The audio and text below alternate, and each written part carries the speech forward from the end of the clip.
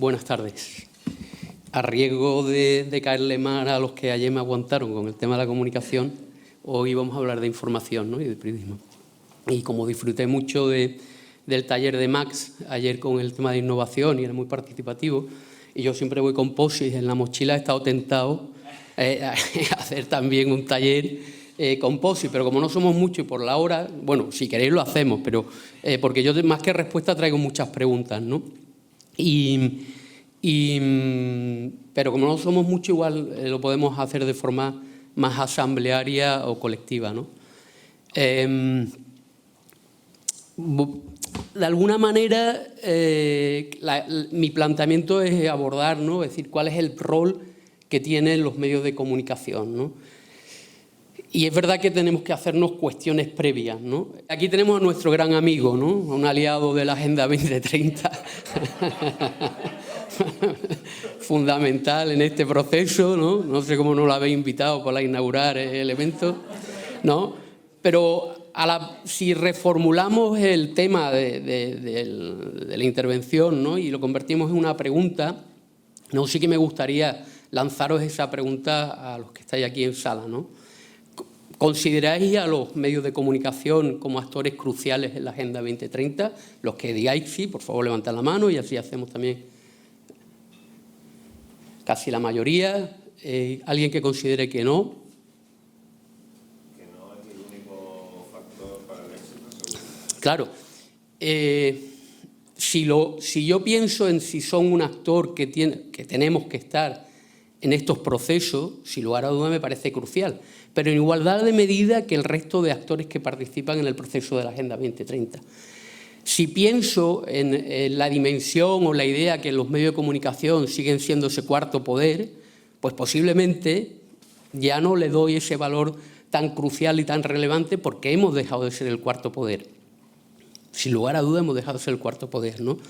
Si pienso, y permitirme una anécdota casi como del abuelo Cebolleta, pero es que recordaba hoy, al revisar esta intervención, en el año 95, si no me equivoco, en noviembre del 95 se firma el acuerdo de Dayton, una vez que se finaliza la guerra en Bosnia, se firma el acuerdo de paz, ¿no? Y 2 meses después, me parece, en febrero del 96, varias ONG andaluzas movilizaron un camión de ayuda humanitaria con alimentos, ropa, medicinas para entrar en Sarajevo, ¿no? Y yo le dije a mi pareja, que es fotógrafa, una grandísima fotógrafa, la primera mujer que ha ganado el premio de fotografía de Médicos del Mundo en 26 años, ¿no? Le dije, vámonos a reportajear ese reparto de ayuda humanitaria. Porque, entre otras cosas, conocí a alguna gente de esa organización, ¿no? Cogimos un SEA Ibiza, que era lo que teníamos. En ese momento no éramos marido y mujer, éramos pareja, además de pareja profesional.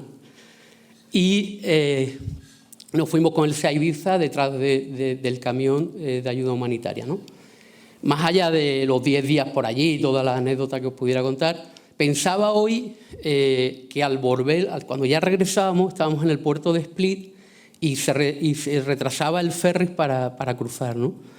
Y nos enteramos que había un campo de refugiados en un polideportivo muy cerca del puerto. Y decidimos ir para allá, ¿no? Tremendo, una cantidad de gente en un espacio muy reducido y entramos en una habitación pequeña, que era una familia, toda la familia ahí. Bueno, miles de personas en un polideportivo con un solo baño. Bueno, imaginaros todo este tipo de cuestiones, ¿no? Y estuvimos allí un rato y nos dieron lo que tenían de comer, de beber y toda la historia, ¿no?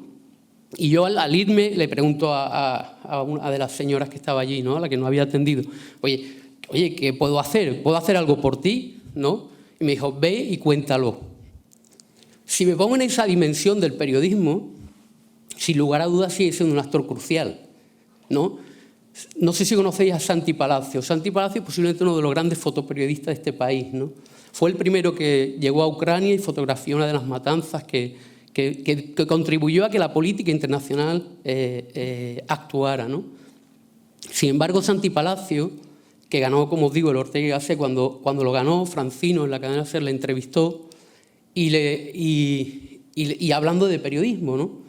Y Santi decía, lamentablemente yo que he recibido muchísimos premios, la mayoría de ellos premios de gran prestigio, a día de hoy, después de esos premios, no recibo ninguna llamada de ningún medio para ofrecerme un trabajo.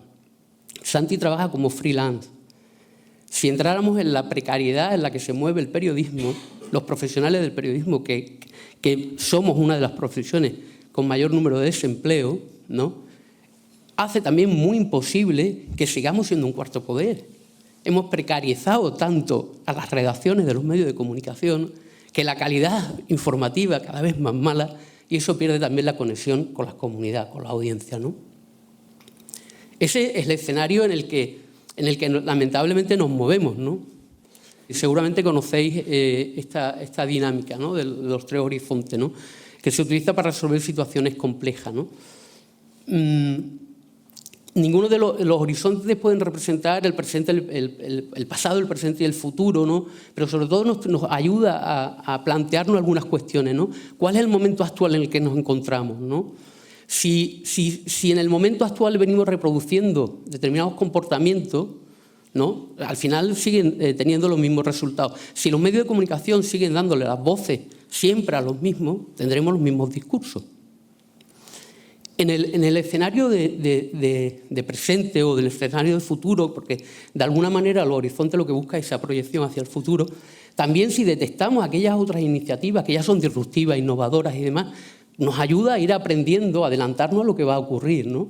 Pues de alguna manera, en el ejercicio que quería hacer era aprovechar esta dinámica de los tres horizontes que nosotros lo aplicamos para proyectos más en el territorio, en el tema de desarrollo, y pensé que podría ser útil también para aplicarlo en términos de análisis de los medios de comunicación. Si nos ponemos en el horizonte presente, ¿vale? Y insisto que a mí me apetece que sea más un conversatorio, ¿no?, que podamos hablar. Hemos hablado aquí que estamos en un mundo en crisis o de policrisis, que nos toca gestionar miles de incertidumbres, etcétera, etcétera, ¿no? Y una de ellas también está asociada a los medios de comunicación. Me gustaría preguntaros estas tres cuestiones y lanzaros quien quiera a responder. ¿Los medios representan el momento actual? ¿Nos interesa lo que nos ofrecen los medios de comunicación? Estamos pensando en medios de comunicación más convencionales, ¿vale?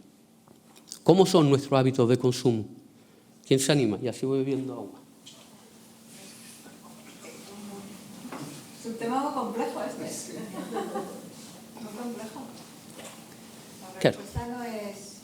Los medios representan... No es un sí o un no. Claro. Es un sí pero o un no pero. Lo mismo cuando nos interesa lo que nos ofrecen los medios de comunicación.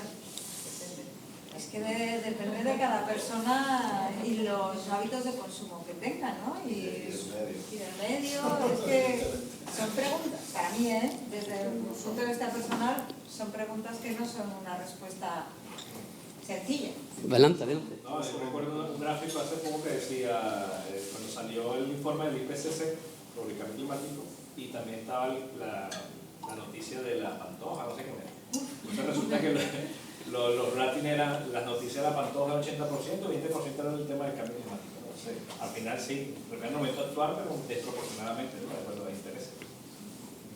Claro, pero sin embargo, adelante, Max. No, yo iba a decir que luego también depende mucho es distinta la información de última hora, que simplemente te está contando lo que ya está pasando, las cosas que cuenta Reuters, Europa Press, etc., que a lo mejor ciertas líneas que pueden ser más interesantes, más reflexivas, más de investigación, que incluso medios de comunicación grandes, porque es el país que puede tener. Pero claro, no sé quién lee eso también, quién se interesa, ¿no? O sea... Claro, son preguntas que yo creo que a nivel individual... adelante, claro, David. Me cortáis, que la idea es que hablemos todos. Me surge otra pregunta, ¿no? Adelante. Sobre todo escríbela. Con la franja de personas más jóvenes. Sí. Los jóvenes están informándose a través de los medios de comunicación tradicionales para saber lo que pasa en el mundo, o están utilizando otros canales de información. Vamos a llegar ahí, porque, claro, a las preguntas, sí, adelante. No, yo pero las generalizaciones pues siempre llevan a un grado de injusticia. Sí. Hablar de los medios, hay muchos tipos de medios. A nivel político, a otros niveles también. Entonces, bueno, habría que segmentar qué medios, porque igual decía el sí, pero algunos medios más, otros menos. O sea, no podemos, es muy injusto tratar a todos por igual. Sin lugar a dudas.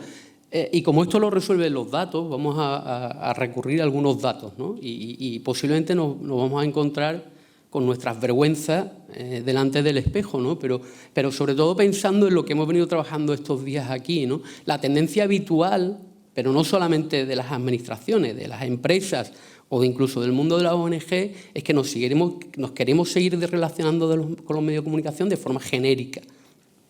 Y eso, disculpa, se me fue el nombre. Serra también lo planteaba, ¿no? Es decir, las posibilidades de segmentar lo que comunicamos, ¿no? Que si lo queremos hacer en una estrategia de comunicación, también lo podemos hacer con los medios de comunicación, ¿no? Porque si no, insisto, ahora nos vamos a los datos porque revelan muchas cosas interesantes. Pues mira, hay un dato interesante que elabora la Universidad de Navarra, ¿no? que tiene que ver con cómo afronta el periodismo el tema de la confianza, los nuevos retos y demás, ¿no? Y lo que pone de manifiesto uno es que hay un desinterés general por la información. Si tenemos más información que nunca, es verdad, pero hay un desinterés ante la cantidad de información que recibimos, o porque la temática no nos atrae, o porque la manera de contarla no es la manera de que nos engancha, o porque estamos con otros ritmos vitales, con otros tiempos, etcétera, etcétera. ¿Vale? ¿Hay otro elemento? Sí. No, yo voy a decir el volumen. O sea, esto no es un problema también existencial. O sea, en el sentido de hay tanta información que es imposible. O sea, ¿de qué hay que informarse exactamente? ¿No? Claro. O sea, porque, vamos, o sea... Pero al final eso es la realidad con la que nos encontramos, ¿no? Entonces, todo cuando le seguimos atribuyendo, ¿no?, el peso a los medios de comunicación, sí, pero no. O no, pero sí, me refiero, que todo tiene ahora mucho más matices, lo que pretendo. La desconfianza es brutal, hay una pérdida de desconfianza garrafal con respecto al tema de los medios de comunicación, en términos generales, ¿vale? Internet es el medio más consumido en España y en segundo lugar la televisión. Pero si nos vamos a datos concretos, ¿no?, en franjas de edad, ¿no?, la mayoría o el éxito que tiene la televisión, que se supone que es el medio más seguido, es que la mayoría, en torno a un 40 o 45%, lo que sigue son programas de entretenimiento, tipo Pasapalabra, El Hormiguero y demás, ¿no? Hay solamente la gente que tiene menos de 20 años, hay un 29% que se acerca a Antena 3, un 27% que se mueve el telediario de Televisión Española, ¿no? Te tienes que ir a una franja de los 36 a los 45 para que se incorporen otro tipo de informativos o otro tipo de programas como el de Jordi Évole, ¿no? Esa es la realidad que reflejan los datos. Entonces, si yo en el diseño de mi estrategia informativa, ¿no?, en el diseño de mi propia estrategia de comunicación, desde el punto de vista del desarrollo de la propuesta del plan de la Agenda 2030, tengo que pensar cuáles son mis públicos, cuál es mi público objetivo. En cada una de las acciones hay públicos distintos. Yo comparto por eso mucho la intervención que hacían, ¿no? Y en esos términos también tengo que pensar qué medio de comunicación es el que mejor me conviene, con el que puedo trabajar para llegar a alcanzar a ese público. Porque si yo me empeño en una campaña en periódicos y cada vez se lee menos, ¿no?, y el periódico que más se lee sigue siendo el Marca, ¿no?, pues o decido hacer una campaña del deporte inclusivo y sostenible, ¿no?, pero tiene poco sentido que yo intente generar una campaña de información masiva utilizando un medio de comunicación generalista en un momento dado si quiero llegar a un público de 20 o 25 años, ¿no?, porque no leen, no compran periódicos. Yo vengo de una ciudad como Usaí de Huelva, que es una ciudad pequeñita, 150.000 habitantes. Huelva solamente tiene un periódico en papel, una cabecera, que es el Huelva de Información, que es un periódico tradicional, vinculado al Grupo Yolí, que es, digamos, la gran empresa periodística de Andalucía. Tiene periódicos en papel en las 8 provincias andaluzas, más en el campo de Gibraltar. Cada vez hay menos venta de periódicos y la redacción del Bulo de Información es más pequeña que el gabinete de prensa de la Diputación Provincial. Es decir, tiene menos trabajadores que el gabinete de prensa de la Diputación Provincial. Esa es la realidad, la lamentable realidad, que no lo digo para nada con satisfacción. Esa es la realidad. Y el resto de las cabeceras de prensa, de diarios, son digitales, que habrá, si no me equivoco, son 3 o 4 digitales, que se nutren de la mayoría de la información que les generan los gabinetes de instituciones o organizaciones, con lo cual al final es muy poco atractivo. Si yo, que intento leer los periódicos a diario, ¿no?, si me encuentro siempre las mismas noticias repetidas y una otra vez y con el mismo enfoque, y si encima se está colando una falta de ortografía, que se te puede colar, que todos somos humanos, la vas a encontrar en todas las cabeceras, bueno, pues al final yo como público pues me voy desenganchando, ¿no? O continúo por un componente casi talibán, ¿no?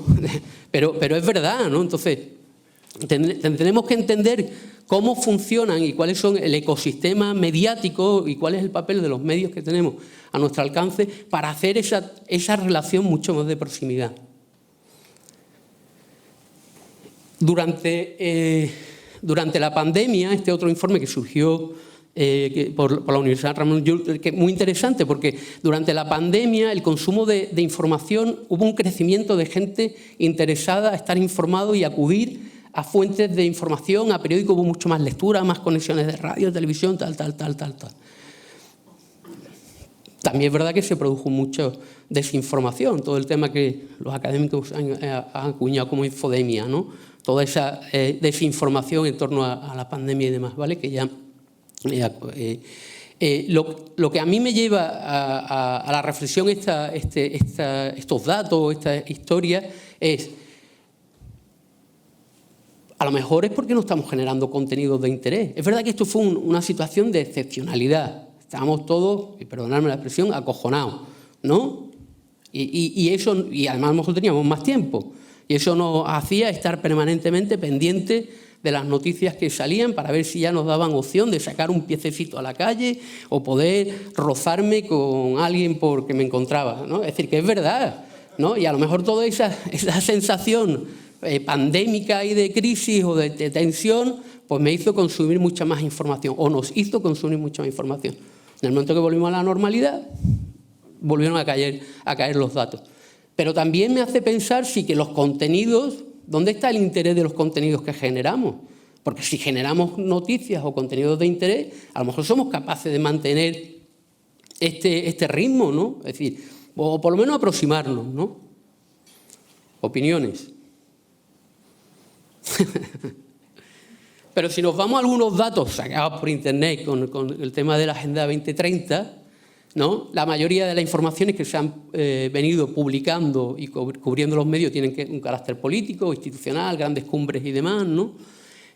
Casi siempre ha tenido una dimensión medioambiental, sin embargo, ¿no? Es decir, muchas veces hemos visto muchos de los datos aquí, cuál es el peso de la mayoría de las acciones de las administraciones, y está más en la pata de persona o la de prosperidad que la de planeta. Sin embargo, mediáticamente, donde se ha puesto más el foco es en el discurso de los temas medioambientales. Pero también vemos reflejado que de las 11.892 noticias difundidas sobre la Agenda 2030 por medio de comunicación, a través de Twitter, ¿no?, ahora X, únicamente el 52% de ellas se han retuiteado por la ciudadanía. Bueno, me parece que también es un dato curioso. Nos lo tendremos que cuestionar si queremos generar elementos de información, ¿no?, y pensar en nuestra relación con los medios. Adelante, que te veo animada. Que sí, sí que... Bueno, vale, sí, pero vamos a ver. Yo no... No me regañes. Como una cifra pobre para ser un tema de sostenibilidad, y ¿no?, que más de la mitad de la población haya, perdón, más del 52% de las noticias publicadas a través de Twitter hayan sido retuiteadas por la ciudadanía, me parece como... Sí, pero Pero si buscas, por ejemplo, bueno, que también, ya te digo que los datos nos sirven para poner un poco el foco, ¿no? Pero si buscas el dato de lo que se retuiteó la canción de Shakira con Piqué, ¿no? Dices, me cago en la más, ¿no? A ver si alguien saca una letra vinculada a los ODS y le damos cuartelillo, porque, ¿no? Es que al final lo que yo intento trasladar con los datos es un poco cómo han cambiado los hábitos de consumo, ¿no? y cómo han cambiado las reglas de juego con el tema de los medios, ¿no? Claro, y las preguntas que os lanzo es qué importancia, ¿no?, informativa le hemos dado al objetivo de desarrollo sostenible, ¿no? Tanto las administraciones como las organizaciones, ¿no? Y qué hemos contado, ¿no? Es decir, nosotros cómo hemos contribuido a esa agenda informativa, qué noticias hemos llegado a trasladar, ¿no? Y también cómo lo hemos contado, es decir, que también tenemos que hacernos esas preguntas para hacer un poco de autocrítica, ¿no? Y pensar si nos parece suficiente ese resultado o deberíamos haber sido capaces de llegar a más gente o a otro tipo de gente, etcétera, etcétera, ¿no? Porque en todos los debates sale permanentemente la cuestión de la comunicación, la necesidad de la sensibilización, la necesidad de la información, de llegar al mayor número posible de personas, con lo cual hay una carencia, porque cuando sale repetidamente ese tema es que no nos sentimos satisfechos con el resultado comunicativo e informativo que hemos hecho, ¿no? Por lo menos un poco la sensación que yo tengo, ¿no? Pero me pasa una cosa, es que yo no sé qué resultado esperar con esa comunicación. O sea, cuando planteas una estrategia de comunicación, pues tienes una asistencia técnica, etcétera, ¿qué esperamos? Esperamos el enganche que un poco que nos estaba hablando, ¿no? La necesidad de que cada ciudadano y cada persona cojamos eso, pero ¿eso se hace solo con comunicación? Ahí te la dejo. Claro, no. Es decir, claro que no se hace solo con comunicación. Aquí han surgido muchas propuestas que tienen que ver con participación, con responsabilidad política, con planificación estratégica, con indicadores y demás. Pero que hay un conector común, que es la comunicación, sin lugar a dudas. Me parece que es un conector común que ayuda a fortalecer los equipos en el interno, a que haya un discurso colectivo, a que haya una proyección hacia afuera y que haya un canal que es o un instrumento que te permite, que es la información, con la cual podemos generar determinados impactos, ¿no? Que la información a día de hoy lo que nos va a provocar o lo que nos va a ayudar es precisamente a generar impactos. Una vez generado el impacto y la atención, tendremos que trabajar desde la comunicación ese impacto que hemos generado, ¿no? Y lo que digo es que, igual que planteaba ayer, ¿no?, que en el diseño de una estrategia de comunicación hablaba de lo de las acupunturas comunicativas, pues yo también creo que tenemos que hacer acupunturas informativas, ¿no? Y eso no quiere decir vetar a los medios de comunicación. Yo soy periodista y trabajo en medios de comunicación y demás, ¿no? Y hay cierto un temor, es que o se lo comunicas a todos o no se lo comunicas. ¿Por qué? Si este tema no le interesa a este tipo de medio de comunicación, o le va a poner un breve así, o no le va a dar importancia, déjame trabajar con esta periodista de este medio que sí tiene interés por estos temas, o este medio de comunicación que me consta que está llegando, que el periódico se pone en el bar donde está yendo todas las asociaciones de mujeres, tal. Pues en ese bar que llega ese periódico quiero que salga este tema porque me interesa, ¿no? Eso requiere mayor esfuerzo, está claro, y pensar y demás, pero que hoy creo que es posible, ¿no? Antes era ese empeño de tener una relación diaria y generalizada con todos los medios, ¿no? Y los medios están también deseosos. Es decir, ayer también lo hablábamos, ¿no? Es decir, esta situación de crisis no la vivimos solamente nosotros, los medios también la viven. Por lo tanto, ese papel del cuarto poder, insisto, ya dejamos de ser tan cuarto poder y tenemos la capacidad más que nunca de sentarnos en una misma mesa para hablar. Oye, ¿cómo somos capaces de generar una nueva audiencia? ¿Cómo somos capaces de generar una nueva propuesta de contenido que nos permita que el ámbito universitario empiece a visionar, a tener interés por tu medio de comunicación? ¿Cómo somos capaces, de utilizar esta televisión que es pública, que es televisión local, que es televisión vinculada al ayuntamiento, para hacer programas mucho más participativos?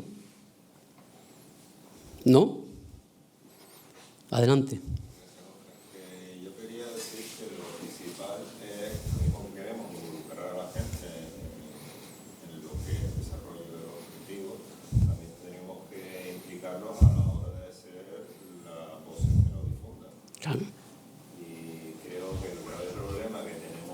ciudadanos no tenemos las herramientas que tiene los acceso a la información para ser rigurosos, buscar las fuentes adecuadas, hacer comprobación de contenidos y no contribuir al maremágnum de desinformación que estamos viviendo. Y creo que uno de los graves problemas que tiene el periodismo actualmente es que se está distanciando demasiado de la realidad social porque no tiene la capacidad de hacer el trabajo de campo que requiere. Entonces, para mí, la única alternativa que tienen los medios es llegar a acuerdos con la sociedad civil y que la sociedad civil sea, a partir de estar bien adiestrada, tanto en metodología como en ética, sea el que constantemente les nutra de esa información que además será más representativa de los quehaceres e inquietudes de la gente. Claro, los medios de comunicación necesitamos, es decir, hay una relación clave entre el medio y la sociedad, ¿no? Si no existe esa relación y esa relación se ha quebrado, pues tiene poco sentido el papel del medio y del periodista, ¿no? Y cuando hablamos de pérdida de confianza, bueno, los periodistas y los medios también tenemos que hacer un ejercicio de responsabilidad en esa pérdida de confianza, ¿no? Entonces, bueno, pero en vez de flagelarnos y decir aquí no hay solución, a ver cuándo se hunde esto y me despide el capullo de mi jefe y todas las cosas, ¿no? Bueno, generemos espacios de diálogo e intentemos buscar propuestas, ¿no? Para recuperar ese papel de conector que han tenido los medios de comunicación con la sociedad, ese vínculo, ¿no? Es decir, en ese sentido, a mí, por ejemplo, el diario.es me parece que de los primeros periódicos que empiezan a diseñarse ya en una concepción de periódico digital, siempre ha tenido muy claro el trabajar con la comunidad, hacer de su público comunidad, ¿no? Eso, bueno, y con un ejercicio también de transparencia, es decir, anualmente muestran las cuentas, la situación, tal. Eso no quita que bueno, va ahí aguantando el tipo, ¿no? y no que tenga malos resultados, pero bueno, pero también tiene muchas carencias y si rascas un poco detrás cómo pagan a los colaboradores que no son personal contratado, sino son freelance, es lamentable, ¿no? Es decir, y de eso podríamos nombrar mucho. Vamos a hacer un ejercicio. Yo creo que tengo aquí unas cerillas. No vamos a prender fuego a la sala, ¿vale? Ni me voy a quemar los bonzos. Espérate. Mira, vamos a hacer un ejercicio. Por ejemplo, contigo. Sí, coge una cerilla y en el tiempo que tiene la cerilla y en el tiempo que dura la cerilla, cuéntame en qué consiste tu proyecto live. ¿Vale? ¿Y se acaba antes? En cuanto se acabe la cerilla o se apague, se termina la conexión. 5. ¿Vale? 3, 2, 1. Proyecto LIFE es un proyecto de adaptación al cambio climático en zonas costeras mediante el diseño y validación de un prototipo basado en la naturaleza para minimizar la erosión y la vulnerabilidad en las zonas costeras, concretamente en el norte de Gran Canaria. Sí, ¿Puedo contar más? El consorcio está formado por varias entidades, el coordinador es el Consejo en su... Listo. Buena madre de Canaria, ¿no?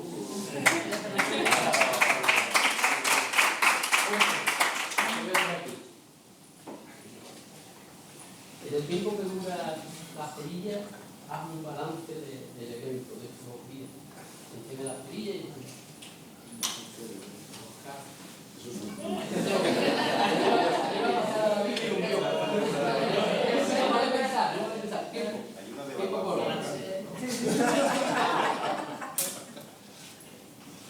El primer simposio Ecoisla 2030 nos ha servido para reflexionar sobre todos los temas que nos preocupan para hacer de nuestro territorio, en este caso esta isla y este archipiélago, un espacio sostenible a tiempo.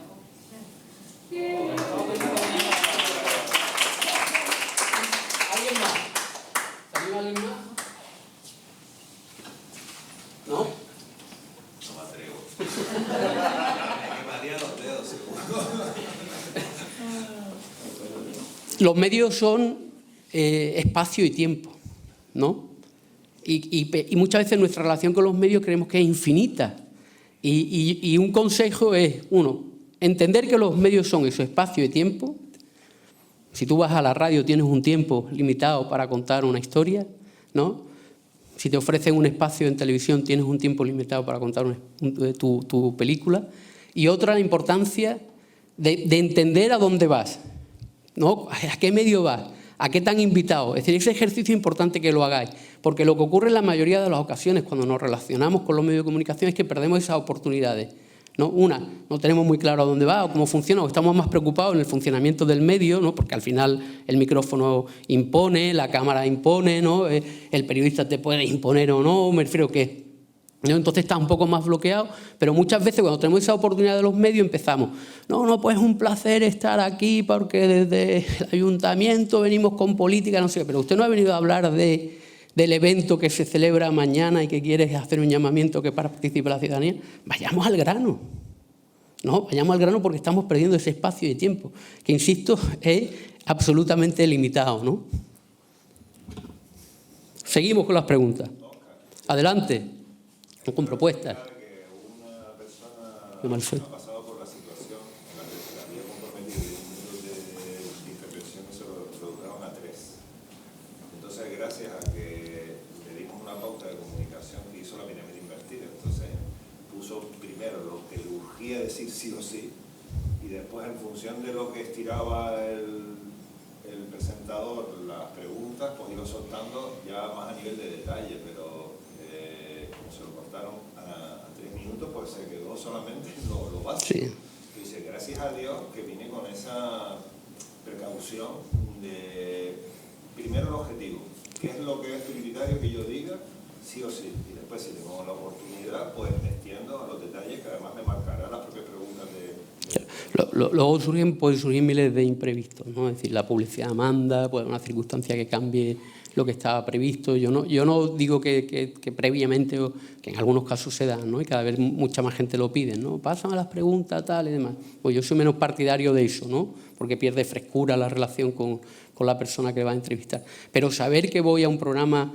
de radio que tiene 30 minutos, pero que tú vas a tener 3 minutos, que ese programa es de carácter provincial, local, regional, que posiblemente de ahí pueda haber un corte que pueda salir a emisión nacional o lo que sea, bueno, que lo que quiero es hablar de política general, hablemos de política general, ¿no? Pero si lo que pretendo es contar algo concreto, no hay necesidad de empezar en mí. Yo no soy de la asociación tal que se fundó en no sé qué y quiero agradecer a su primer presidente que fue un tipo magnífico. ¿Qué necesidad hay, no? Es decir, que no. Y eso se hace con muchísima frecuencia. O cuántas notas de prensa o comunicados llegan a las redacciones de los periódicos que son vamos, que Benito Pérez Galdós era el primer tuitero. ¿Sabes? Entonces, ¿no? Yo no digo que simplifiquemos, ¿eh? Ojo, que insisto, y ayer lo hablábamos, ¿no? Que yo creo que hay actores que tienen un papel determinante y no se trata de simplificar, pues si no también estamos entrando en una dinámica que a mí no me gusta y que es perversa, ¿no? La de la simplificación, la de la viralización, ¿no? Y eso es la puerta a todo el tema de la desinformación y al desencanto que también hablábamos, ¿no? Quiero insistir en que no solamente son las noticias las afectadas, son todo lo que corresponde a la cultura. Claro. Hay una estadística en que las canciones duraban de una media de 4 minutos a 5 minutos hace 20 años. Ahora dura 1 minuto y medio. Los vídeos de más de 2 minutos en YouTube se abandonan. Sí, eso lo... Estamos en la civilización de la prisa y eso condiciona todo nuestro hacer. Claro, pero es verdad, y ahora vamos a ver también algunos datos en ese sentido, pero yo insisto que sepamos que en ocasiones tendremos que jugar a ese o bailar con esa música, ¿no? Pero en otras ocasiones nos toca crear otra partitura distinta, si lo creemos conveniente, ¿eh? Es decir, si queremos cambiar conciencia, que aquí de lo que estamos hablando es de un cambio de mentalidad, de cultura, y eso no se cambia generando un tuit inmediatamente. El tuit que genero inmediatamente me provocará una llamada de atención, que a lo mejor me sirve, porque para eso es el uso también de las redes sociales, para conectarte y a partir de ahí entablar una posible relación a futuro, ¿no? Pero si yo lo que quiero es realmente hacer una agenda transformadora, el proceso es mucho más complejo. Estas son algunas iniciativas que vienen fiscalizando informativamente hablando, el tema de la Agenda 2030, o que también es verdad que la Agenda 2030 ha tenido interés en los medios de comunicación. Televisión Española creó esta plataforma en la que de alguna manera viene a reflejar las apariciones o las temáticas o programas que de alguna forma tratan de manera directa o de forma indirecta temas relacionados con algunas de las metas de los con algunos de los objetivos de desarrollo sostenible y una de sus metas. Parlamento 2030 es una iniciativa de un think tank que venía un poco a controlar y a evidenciar, por esto también por un planteamiento de transparencia hacia la ciudadanía, cuántas veces o qué temas llevaban al Parlamento sobre la Agenda 2030. Y identificar qué político, de qué partido saca un determinado tema, con qué enfoque y demás. Esto no dejan de ser también recursos informativos, ¿no? Y recursos para sondear un poco por dónde se mueve el interés informativo. El primer medio de información en España que habló de Agenda 2030, porque nació con esa vocación, pues fue Planeta Futuro, ¿no? Pero ¿quién financia Planeta Futuro? ¿No? La Fundación Bill Gates, ¿no? ¿Cuál es la finalidad de la fundación de Melissa y Bill Gates? ¿Sabéis por qué? Con anterioridad ella empezó el proyecto con el The Guardian, ¿no? Y a posteriori presentó El País una propuesta en torno al Planeta Futuro con Lola Huete Machado, que era una periodista que ya venía hablando de desarrollo, sobre todo el tema de África, que tenía un blog que África no es un continente, África no es un país, perdón, que tenía muchos seguidores, y a partir de ahí hace la propuesta de una sección dentro del periódico que se llama Planeta Futuro, ¿vale? A través de la financiación de la fundación de los Gates, ¿no? ¿Cuál es la finalidad de ellos? Ellos son conscientes de la necesidad de tener información y financian estos proyectos para generar determinados temas, determinados contenidos de información relacionados con el desarrollo, porque hay un reporte de esa información para ver por dónde van las tendencias, ¿no? Y poder así desarrollar otros proyectos en el ámbito de la salud, en el ámbito del desarrollo, tal y demás, ¿no? Esa es la finalidad que tiene este proyecto, ¿no? Porque de hecho también hay un control de seguimiento de la información que le tienen que pasar a la Fundación para ver cuáles son las temáticas que se mueven en los medios de comunicación, ¿no? En el mismo año salió Desalambre del diario.es, ¿no? No sé, que se focalizó en el tema de los derechos humanos, el tema de las migraciones, pero ayer lo hablaba con Jorge, vosotros tenéis aquí un periodista vinculado ahora a Planeta Futuro, pero que ha sido el referente de los temas de las migraciones, que es José Naranjo, ¿no? Que es de Canarias, que empezó a darle un enfoque distinto a todo el fenómeno migratorio de forma informativa, y finalmente decidió irse a Senegal porque entendía que para hablar de las migraciones había que estar en el continente africano para entender sus narrativas, sus lógicas, sus circunstancias y demás, ¿no? Él, que colabora con Planeta Futuro, también en unas condiciones de precariedad, ¿no? Nos vamos al horizonte presente, al horizonte segundo, ¿no? Que sería en el que nos encontramos en ese momento, sin lugar a duda, de transición, ¿no? También de transición, insisto, de los medios de comunicación. ¿Conocéis alguna iniciativa mediática, algún medio que os parezca interesante en términos de que pueda ser un aliado para vuestras estrategias de comunicación? ¿Hay alguna experiencia local, nacional, internacional que os parecen, ¿no?, susceptibles de decir, oye, pues vamos a mirar a este periodista, a este medio, tal, porque podemos hacer cosas con ellos? Me parece que es importante identificarlo y establecer buenas relaciones en ese ámbito, ¿no? ¿Creéis que hay señales de cambio?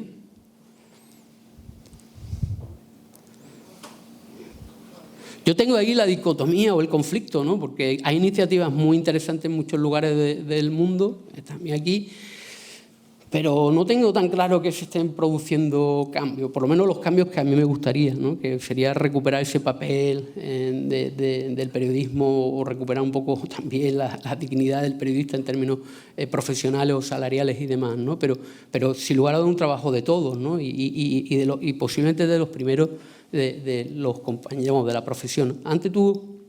Bueno, os cuento primero esta iniciativa y hago referencia a lo que David planteaba del tema de los jóvenes, ¿no? Apunté cuatro iniciativas que fueron un poco las que se me vinieron también a la cabeza, ¿no? Bueno, yo trabajo mucho con América Latina. En América Latina las radios comunitarias son un recurso interesantísimo, ¿no? No sé si aquí existe radio comunitaria, seguramente hay, ¿no? Radio Libre. En Andalucía está la emisora municipal de Andalucía, que la promovió un catedrático de la Universidad de Periodismo de Málaga, Manuel Chaparro, que lo interesante de las emisoras municipales de Andalucía es que están en todo el territorio andaluz, en pequeñas radios comunitarias o radios de pueblo, ¿no? Es decir, con lo cual hay una representación en el territorio muy interesante y una flexibilidad a la hora de diseñar programas para aprovecharla, ¿no? Es decir, tú te puedes sentar con ellos y decir, hablemos de cambio climático, generemos un programa de estas temáticas, tratemos el tema de la cultura, tratemos de demás. Están abiertos a esa flexibilidad de construir nuevos programas con nuevas propuestas narrativas y demás. En América Latina las radios comunitarias juegan un papel determinante y tú que eres de Venezuela sabrás que han sido un factor clave en el punto de vista educativo, en el punto de vertebración de la sociedad, de liderazgo de determinadas de miembros de la comunidad, en facilitar información que por otros canales no llegan, ¿no? Este es un proyecto de la Fundación Calandria que está en Perú, es una fundación que funda una activista y periodista, Rosa María Alfaro, que es para entender un poco todo el tema del periodismo para el desarrollo, os recomiendo que sigáis su trabajo. Y habían iniciado un proyecto antes de la pandemia le pilló para hablar de temas de empoderamiento, feminismo, liderazgo y demás, ¿no? Llegando a multitud de comunidades. Es un programa que hacen lideresas de los barrios, ¿no? Que trabajan intentando establecer modelos de igualdad o de escucha también con los hombres, ¿no? Intentando poner en valor todo lo que tiene que ver el compartir, todo lo que tiene que ver la gestión diaria de la vida o ¿no? de la familia y demás.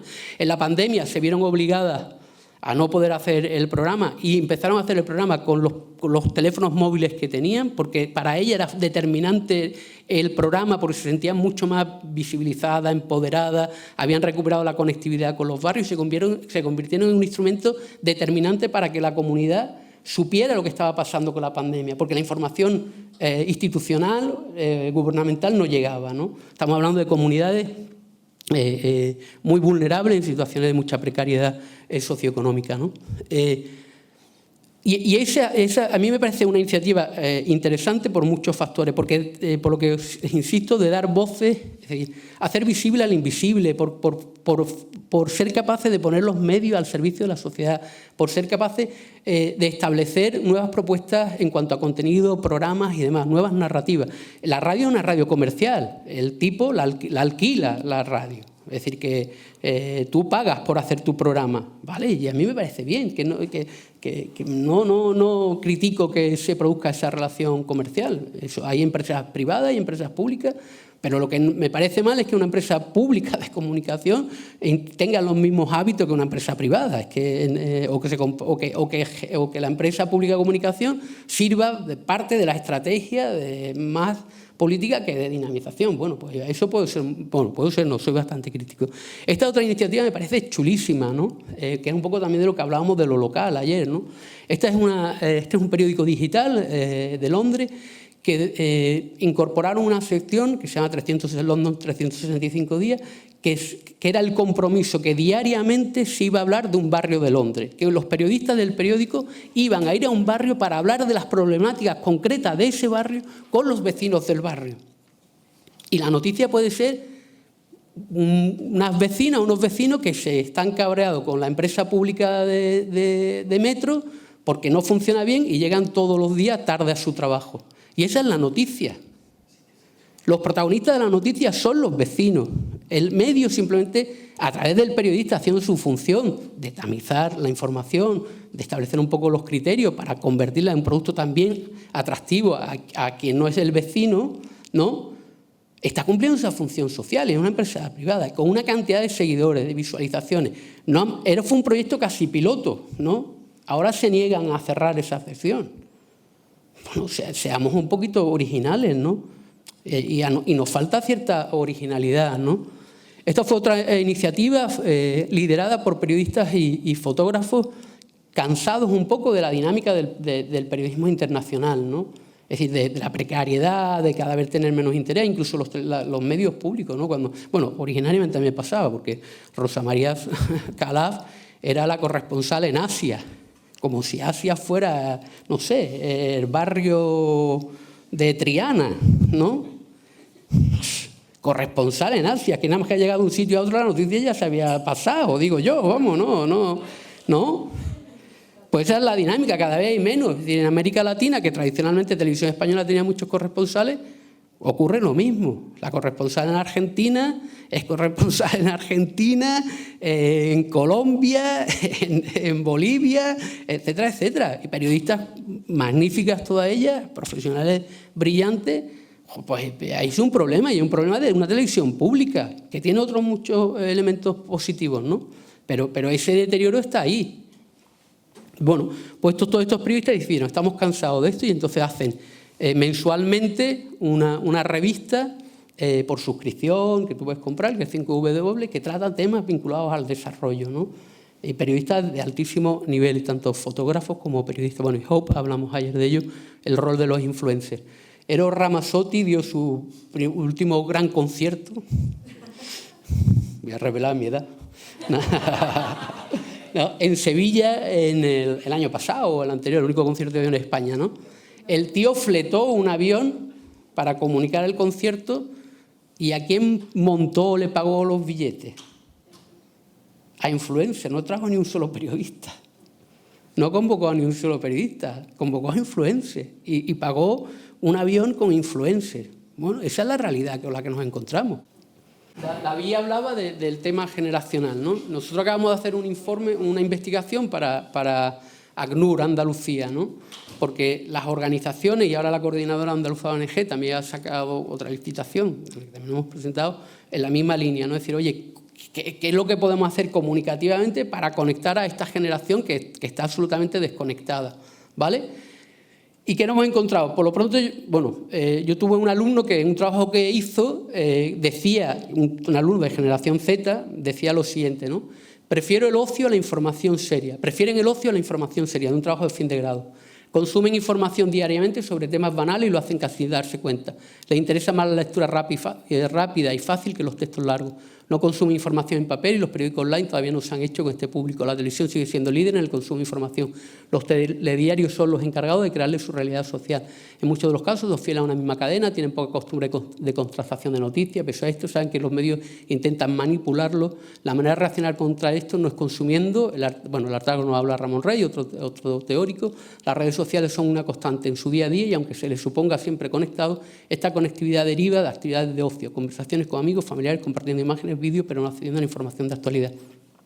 Ese reflejo, ese autorreflejo que él hace en su investigación, es la que nos hemos encontrado generando procesos participativos en la investigación. Reuní a estudiantes de distintas universidades de Andalucía, de distintas carreras, y le propuse que compartieran dos contenidos que ACNUR ya había movido en sus redes sociales de comunicación: una campaña y una historia personal, y que de alguna manera ellos monetizaran esos dos recursos, ¿no? Es decir, que la subieran a sus redes sociales, a las que ellos quisieran, o a sus grupos de WhatsApp, y que luego me contaran si la habían viralizado, con quién la habían compartido, si habían tenido algún tipo de feedback con alguien, si alguien le había dicho, bueno, ¿y tú cómo estás compartiendo ahora esto? Y demás. Y los datos son curiosísimos, ¿no? Uno, la mayoría de esos estudiantes, muchos de ellos del ámbito de la educación social o del periodismo, ¿no? Muchos de carreras sociales, decían, es que yo, si lo llevo a recibir, no lo llevo a compartir, lo estoy compartiendo porque estoy haciendo este ejercicio, porque me he prestado voluntariamente a participar en este ejercicio. Bueno, ahí hay un problema. Tenemos un problema serio, el mundo de las organizaciones, el mundo de los medios de comunicación, el mundo de la academia. Por lo tanto, si ese problema es común, pues empecemos a trabajar de manera compartida, ¿no? Estamos viendo que el consumo en redes sociales, sin lugar a dudas, la mayoría también por temas de ocio o entretenimiento, que la confianza son sus redes de proximidad. Es decir, le dan mucha más confianza si la información le llega de su amigo, de su amiga, de su novio, de su novia, que si le llega de un medio de comunicación, ¿no? Me refiero, esos son los datos objetivos que nos están reflejando el estudio, ¿no? Y que es verdad que es una sociedad mucho más concienciada, sí, tienen mucho más claro el tema de la igualdad, tienen mucho más claro el tema de la sostenibilidad, pero son una sociedad menos comprometida. Es un hecho, es una sociedad mucho menos comprometida. Que podemos buscarle justificaciones, ¿no? Pero la justificación me sirve simplemente para pensar un poco en la estrategia. Y una justificación es que es verdad que es una generación que han vivido permanentemente en una crisis. Llevan hablando de crisis desde que nacieron, económica, la crisis de la pandemia, ahora la crisis de Ucrania. Y entonces su preocupación está en cómo resolver la situación en la que le ha tocado vivir para intentar vivir en el futuro ya sabiendo de antemano que van a vivir peor que sus padres, porque eso es lo que todo el mundo le estamos diciendo, ¿no? Y eso genera también un problema.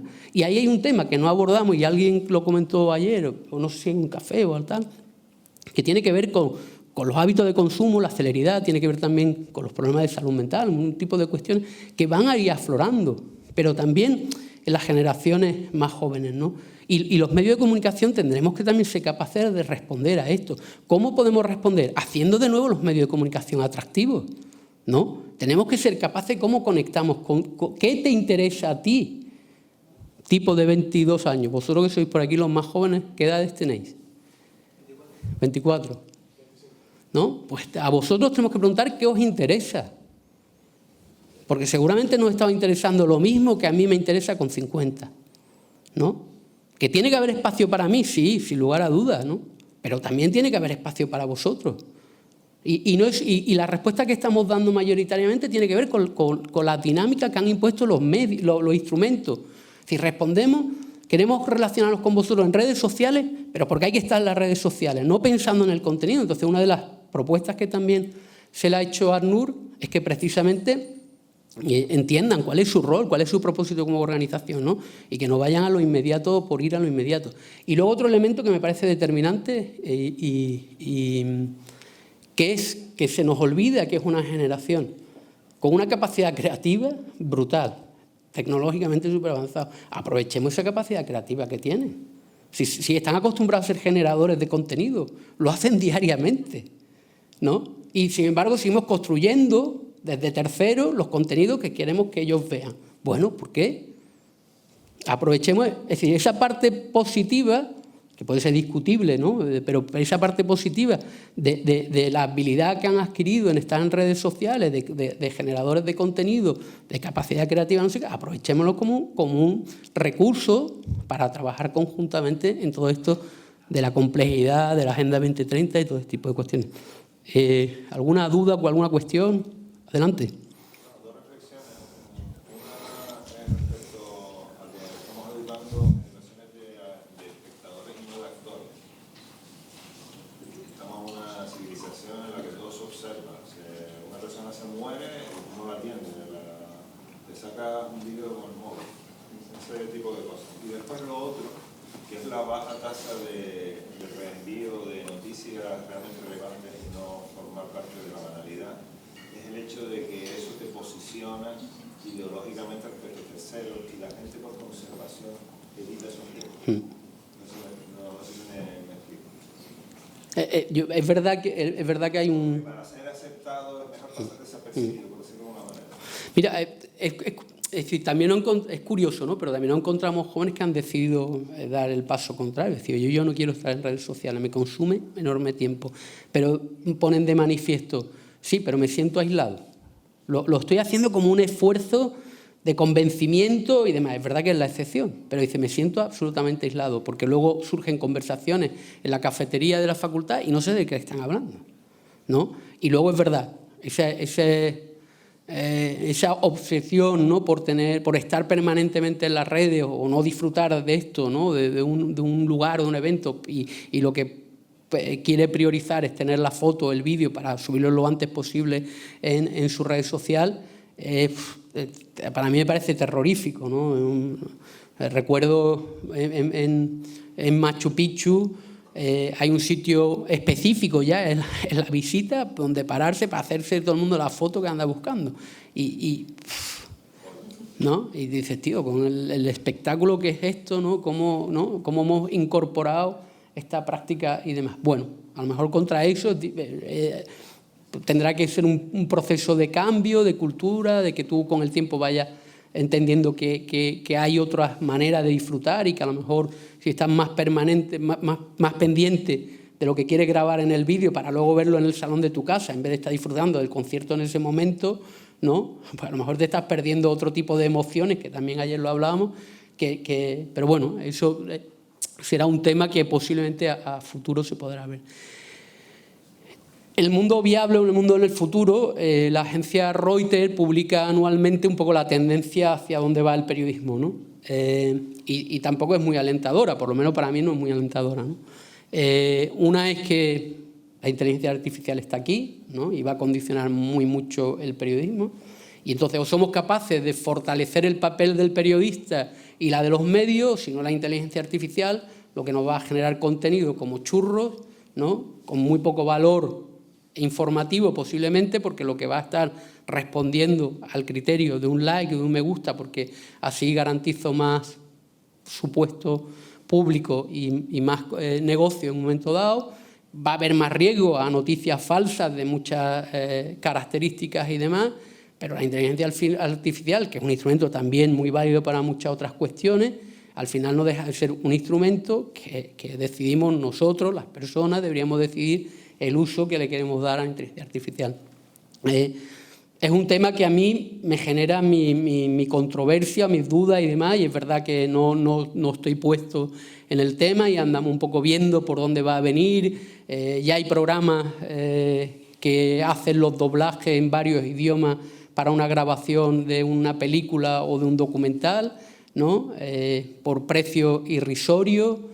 Claro, y ahora tú decides si cuando hacemos un documental tendremos que decidir como empresa si aprovechamos este recurso, que es súper barato y que en cuestión de muy poco tiempo tenemos doblado un documental, ¿no? O nos negamos a eso y seguimos apostando por el doblador, la dobladora, como un reconocimiento a esa profesión y ese trabajo. Por eso digo que también es una decisión de todos y de todas, ¿no? Y digo en este ámbito, seguramente en otros muchos, ¿no? Facebook y X van a perder posiblemente interacciones o actividad. Esto también es relativo, depende un poco, también ponga el foco. En América Latina Facebook sigue siendo una red social con mucho interés. Es verdad que en Facebook es una red en la que se mueve gente más mayor que joven, ¿no? Es decir, que todo este tipo de temas, ¿no? Plataformas de vídeo, por todo el tema que hablamos antes de los contenidos. La gente quiere vídeo cada vez más corto, que sean tal, tienen más seguidores en YouTube, o en plataformas como TikTok van a crecer. Todo el tema de los podcasts surge ahí como una alternativa interesante, posiblemente no la principal, pero sigue siendo una alternativa interesante, ¿no? Muchos de ellos, y eso también lo refleja el estudio de ACNUR, es que nos piden que expliquemos mejor los asuntos complejos. Aquí hemos repetido hasta la saciedad, todo el mundo ha repetido que la Agenda 2030 es compleja, ¿no? Pues nos están pidiendo que lo expliquemos mejor. Y podemos explicar algo complejo como lo que trabajáis con el proyecto de cambio climático en 30 segundos, en un TikTok. Podrás animar a que miren lo que estáis haciendo y que entiendan lo que están haciendo en otros espacios donde se pueda desarrollar esa parte de complejidad, ¿no? Porque si no, no estamos resolviendo algo que nos están pidiendo, ¿no? Que es, de alguna manera, ayudar en ese proceso de entender las cosas complejas, ¿no? Bueno, tener enfoques narrativos más constructivos o orientados a soluciones. Ahora veremos también una cosita para terminar. Y el tema de las historias humanas, ¿no? Vuelve a salir, ¿no? Es decir, y también lo hablábamos ayer y en el taller de innovación también salía, ¿no? Una de las propuestas era poner en valor las iniciativas de sostenibilidad que ya hay en el territorio y demás. Eso son historias personales, ¿no? Las historias personales enganchan, es verdad que te conectan, te hacen entender las cosas de manera más directa. Y las historias personales a cualquier nivel, es decir, los medios locales con las historias personales a nivel local, los medios más regionales o globales también trayéndonos historias personales de otros lugares, ¿no? Sigue siendo un problema el tema de la credibilidad y eso es una tarea que va a ser difícil de trabajar. Y estas son algunas propuestas, que estoy empezando a bichear, a valorar y demás, ¿no? Está una fundación que se llama, un instituto que se llama Periodismo Constructivo, que se conecta mucho con la fundación de García Márquez. Hay una fundación de Nuevo Periodismo en Colombia, algo que está trabajando en temas de éticas periodísticas, nuevas narrativas. Hay mucho contenido en su página web, y yo también lo subiré al cuadernillo que os pasaremos, ¿no? Que que hace muchas propuestas en muchos ámbitos y genera mucho debate en torno al periodismo actual y el periodismo que tenemos ya en puerta, ¿no? ¿Vale? Me parece interesante los enfoques. Ya te digo, el periodismo constructivo se nutre de la Fundación Gabo, ¿no? Pero tiene un poco de elementos comunes. Pero si nos paramos en el del periodismo de soluciones, veréis reflejado muchas de las cuestiones que aquí se han planteado, ¿no? Dice, incluye formatos positivos y centrados en las soluciones, ¿no? Expliquemos lo complejo, pero también entendiendo que esto de la Agenda 2030 no es un castigo divino, sino que, claro, esto es una propuesta para intentar mantener, ¿no?, unos estándares de bienestar, generar nuevas posibilidades, dar voces a nuevos actores, ¿no?, contribuir a que nuestra ciudad sea mucho más amable, mucho más agradable, que nuestra ciudad sea mucho más inclusiva, etcétera, etcétera, etcétera. Claro que hay gente que todo esto le irrita, le chirría y le sale escarpia. Se le ponen los pelos como escarpia y escama cuando hablamos de igualdad, de inclusión, de todo eso. Claro que sí, que lo hay, pero la gran mayoría de este país ha cambiado radicalmente. Yo creo que la gran mayoría entiende con mucha más naturalidad que el camino lo está marcando la sostenibilidad, ¿no?